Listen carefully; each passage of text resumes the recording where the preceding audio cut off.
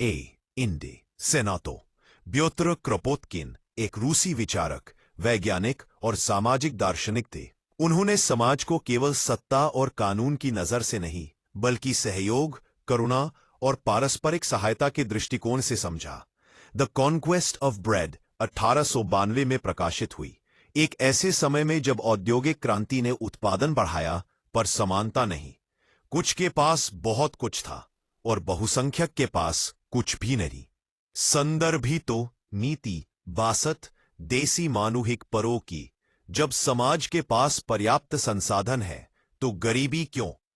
हम ऐसे समाज में रहते हैं जहां गोदाम अनाज से भरे हैं, शहरों में खाली मकान है, फिर भी बेघर लोग सड़कों पर सोते हैं, कारखाने उत्पादन कर सकते हैं, फिर भी बेरोजगारी है। क्रोपोत्किन कहते हैं यह समस्या कमी की नहीं, वितरण की है। पूंजीवादी व्यवस्था में उत्पादन का उद्देश्य मानव आवश्यकता नहीं, बल्कि मुनाफा होता है। ऐसे कार्ड 3 संपत्ति का सवाल, निजी बनाम सामाजिक।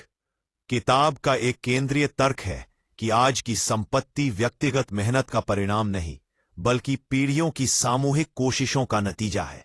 सड़कें, मशीनें, ज्ञान, विज्ञान, भाषा, इन सब का निर्माण समाज ने मिलकर किया है। फिर इन पर कुछ लोगों का एकाधिकार कैसे जायज हो सकता है? क्रोपोत्किन निजी संपत्ति की उस धारणा को चुनौती देते हैं जो कहती है कि जिसके पास है वही उसका हकदार है। उनके अनुसार जो कुछ भी समाज ने मिलकर बनाया है वह समाज का है। 4 काम और भूख का रिश्ता। आज काम को भूख से जोड़ा गया है। काम करोगे तो खाओगे, पर क्या यह नैतिक है? बच्चे काम नहीं कर सकते, बुजुर्ग काम नहीं कर सकते, क्या वे भूखे रहे? बीमार काम नहीं कर सकते। क्रोपोत्किन का जवाब साफ है, बल्कि एक अधिकार की तरह नहीं, बल्कि एक अधिकार की तरह मिलनी चाहिए। आवश्यकता का सिद्धांत, principle of needs. The conquest of bread का सबसे क्रांतिकारी विचार है हर व्यक्ति को उसकी आवश्यकता के अनुसार। वो कहता है पहले जीवन की मूल आवश्यकताएं पूरी हों, फिर विलास और अतिरिक्त चीजों की बात हो। मूल आवश्यकताएं 1 भोजन, 2 आवास कपड़ा, 4 स्वास्थ्य, 5 1 बस शिक्षा पे। आज से एक समाज में इन 5 को सभी के लिए सुनिश्चित नहीं करता, तब तक स्वतंत्रता एक भ्रम है। देखिए 6 क्या लोग बिना मजबूरी के काम करेंगे? अगर सबको मुफ्त में रोटी मिल जाएगी तो कौन काम करेगा? क्रोपोत्किन इस सवाल को गलत मानते हैं। इतिहास बताता है कि इंसान स्वभाव से रचनात्मक है। कलाकार कला बनाता है, वैज्ञानिक खोज करता है, किसान खेती करता है। केवल भूख की धमकी हटाकर काम को अर्थपूर्ण बनाया जा सकता है। बार में 10 मिनट का राज्य और सत्ता की आलोचना। पहला पॉइंट, क्रोपोत्किन केवल पूंजीवाद ही नहीं बल्कि केंद्रीकृत राज्य की भी आलोचना करते हैं। उनके अनुसार राज्य नियम बनाता है, राज्य कर वसूलता है, राज्य सेना और पुलिस से नियंत्रण करता है, पर जमीनी जरूरतें स्थानीय होती है। इसलिए वे विकेंद्रीकृत स्वशासित समुदायों की बात करते हैं, जहां लोग खुद तय करें कि उन्हें क्या चाहिए और कैसे बांटना है। देह भ्रम करने वाली है शासित। क्रोपोत्किन के लिए क्रांति केवल सत्ता परिवर्तन नहीं है। कारखानों पर मजदूरी का नियंत्रण, खेतों पर किसानों का अधिकार, शहरों में सामूहिक आवास, रसोई, शिक्षा और स्वास्थ्य का सामूहिकीकरण। पॉइंट इसलिए वे कहे हैं कि कारखानों पर मस्त का नियंत्रण, खेतों पर किसानों का अधिकार, शहरों में सामूहिक आवास। अब भी ये कोई कारखाने इवन कोई पूर्ण नहीं है। Simple important information. कारखाने और किसानों का अंतर्गत मन। बोते समस्या किन संतरस के विद्यार्थी परिवर्तनों से निराकर के समर्थ होता है। इनके भूखे पेट की दूसरी जरूरत नहीं आती, इसलिए वह कोई पास ना हो, वह खेत तैते करन पास ना होता है। Important information. This is a commonly significant conclusion. कारखानी और किसानों का अंतर्गत यानी जनता के नियंत्रण और आवास की बात विकेंद्रीकृत है। कारखाने पर मजदूरों का नियंत्रण और पुलिस का नियंत्रण। शहरों में सामूहिक आवास, आंखों में समानता नियंत्रण। अंतर्गतों में नियंत्रण और पुलिस, अंतर्गतों में नियंत्रण।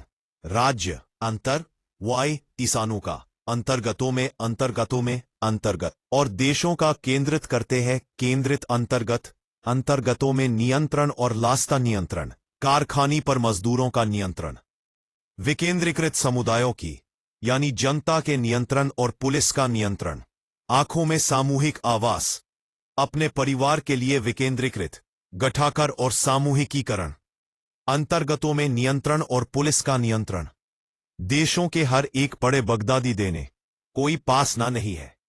देशों में सामूहिक आवास, अपने पर नैतिक आधार, करुणा और सहयोग। पी किताब का नैतिक केंद्र है पारस्परिक सहायता कि क्रोपोटकिन मानते हैं कि मानव विकास प्रतिस्पर्धा से नहीं, सहयोग से हुआ है। जब हम मिलकर काम करते हैं तब समाज आगे बढ़ता है। पी पारस्परिक सहायता, पारस्परिक सहायता। पी आज के संदर्भ में प्रासंगिकता। आज जब अमीरी और गरीबी की खाई बढ़ रही है, ऑटोमेशन से नौकरियां घट रही हैं, भोजन बर्बाद हो रहा है, तो अब द कॉन्क्वेस्ट ऑफ ब्रेड पहले से ज्यादा प्रासंगिक लगती है। समापन पार्ट 1। यह पहला भाग हमें समस्या की जड़ तक ले जाता है। भूख, गरीबी और असमानता कोई प्राकृतिक नियम नहीं, बल्कि मानव निर्मित व्यवस्था का परिणाम है। अगले भाग पार्ट 2 में हम जानेंगे उत्पादन और वितरण का नया मॉडल, कृषि और उद्योग का सामूहिकरण, शहर और गांव के नए रिश्ते। पार्ट 2 ऑफ 3 उत्पादन, वितरण और सामूहिक जीवन की रूपरेखा। भूमिका। पहले भाग में हमने जाना कि गरीबी और भूख प्राकृतिक नहीं, बल्कि मानव निर्मित व्यवस्था का परिणाम है। अब सवाल उठता है, अगर पूंजीवाद और राज्य नियंत्रण समाधान नहीं है, तो विकल्प क्या है? क्रोपोटकिन का उत्तर है स्वैच्छिक सहयोग पर आधारित सामूहिक व्यवस्था, जहां उत्पादन और वितरण मानव आवश्यकता के अनुसार हो। स्फला रहना चाहिए।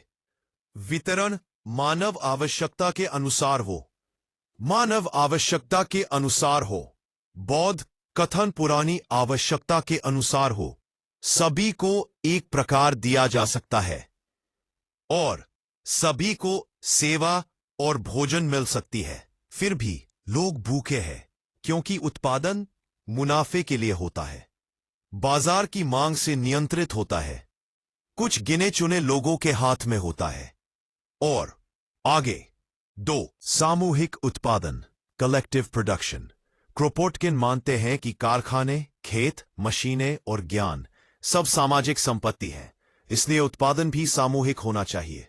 इसका अर्थ यह नहीं कि हर चीज सरकारी होगी, बल्कि स्थानीय समुदाय उत्पादन का निर्णय लेंगे, श्रमिक खुद काम की योजना बनाएंगे, कोई मालिक मजदूर का रिश्ता नहीं होगा, काम सहयोग से होगा, आदेश से नहीं। एक कृषि का पुनर्गठन। किताब में कृषि को विशेष महत्व दिया गया है क्योंकि रोटी सबसे पहली जरूरत है। क्रोपोटकिन कहते हैं बड़े जमींदारी मॉडल से ज्यादा उत्पादक छोटे सामूहिक खेत हो सकते हैं। वैज्ञानिक खेती से कम जमीन में ज्यादा उत्पादन संभव है। शहर और गांव को अलग नहीं, पूरक मानना चाहिए। हर शहर के आसपास सामूहिक खेत हों जहां शहरी लोग भी खेती में हिस्सा लें। एक चौथा उद्योग और कारीगरी। औद्योगिक काम को अमानवीय बना दिया गया है। लंबे घंटे, उबाऊ काम की कमी। क्रोपोटकिन सुझाव देते हैं काम के घंटे कम हों, हर व्यक्ति शारीरिक और बौद्धिक दोनों तरह का काम करे। मशीनें इंसान को गुलाम नहीं, मुक्त करे। वाह ऊपर पा। अब वितरण की नई व्यवस्था। सबसे बड़ा सवाल, बांटा कैसे जाए? क्रोपोटकिन का उत्तर सीधा है, आवश्यकता के अनुसार, बिना कीमत के। आवास की सामूहिक योजना, कोई पैसा नहीं, कोई बाजार नहीं, केवल जरूरत और उपलब्धता। क्या यह अव्यवहारिक है? आलोचक कहते हैं लोग जरूरत से ज्यादा ले लेंगे। क्रोपोटकिन जवाब देते हैं जब चीजें प्रचुर मात्रा में हों तो लालच घटता है। लालच कमी से पैदा होता है, प्रचुरता से नहीं। इतिहास में कई समुदायों ने बिना बाजार के सफल वितरण किया है। 7. शहर और गांव का नया रिश्ता। आज शहर गांव का शोषण करता है, कच्चा माल लेता है, श्रम खींचता है। नई व्यवस्था में शहर खेती में योगदान देगा, गांव उद्योग और शिक्षा से जुड़ेगा। इससे दोनों आत्मनिर्भर बनेंगे। 7. काम का पुनर्वितरण। और फिर आता है काम।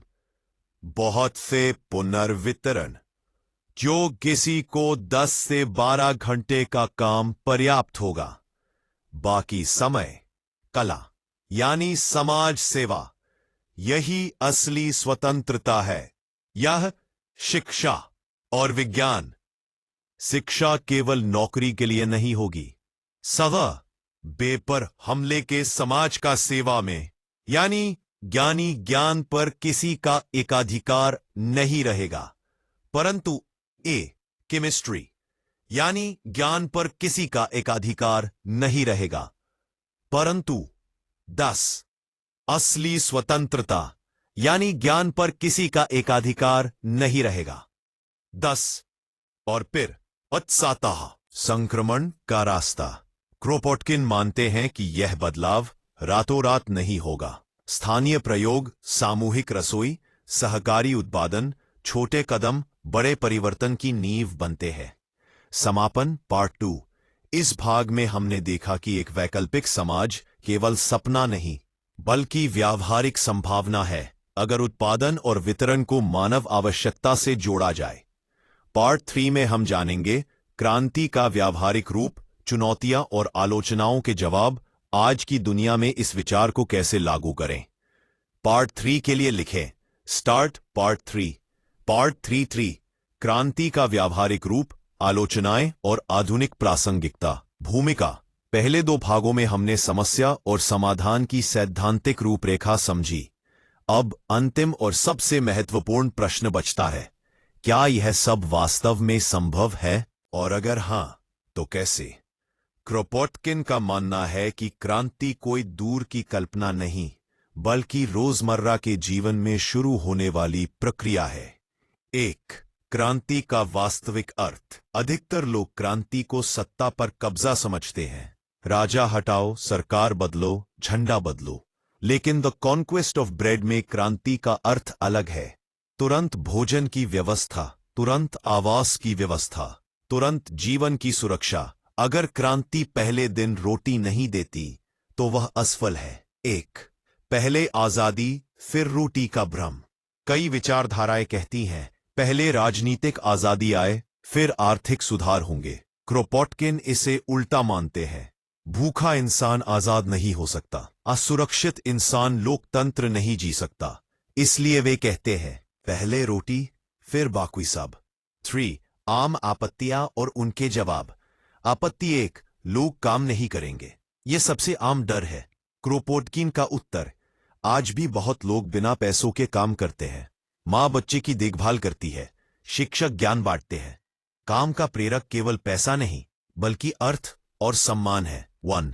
आपत्ति 2, कुछ लोग ज्यादा ले लेंगे। जब समाज में कमी होती है तब लालच बढ़ता है। युद्ध के समय राशनिंग काम करती है।